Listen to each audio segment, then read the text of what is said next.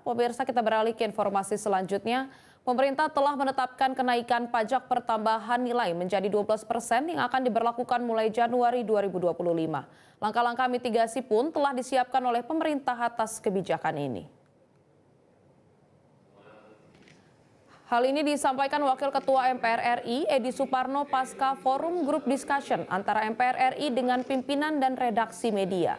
Menyikapi polemik di masyarakat mengenai kenaikan PPN sebesar 12%, Edi menyebut pemerintah memberikan berbagai kompensasi untuk meminimalkan dampak kenaikan PPN terhadap daya beli masyarakat.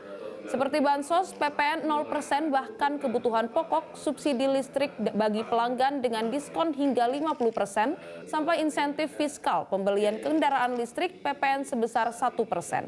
Edi mengakui bahwa kenaikan PPN dapat memicu inflasi dan penurunan daya beli di awal pemberlakuan. Namun ia optimis dalam jangka menengah hingga panjang dampak positif penerimaan pajak lebih terasa. Di antaranya menambah jangka waktu bantalan insentif yang diberikan.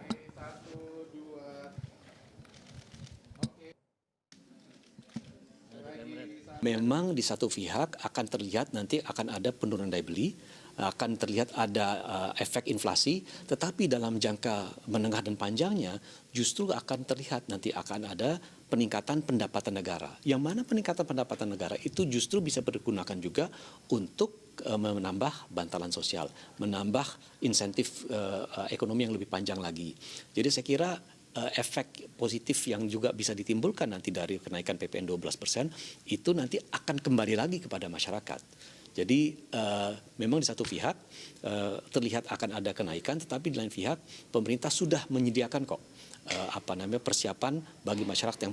Jelajahi cara baru mendapatkan informasi. Download Metro TV Extend sekarang.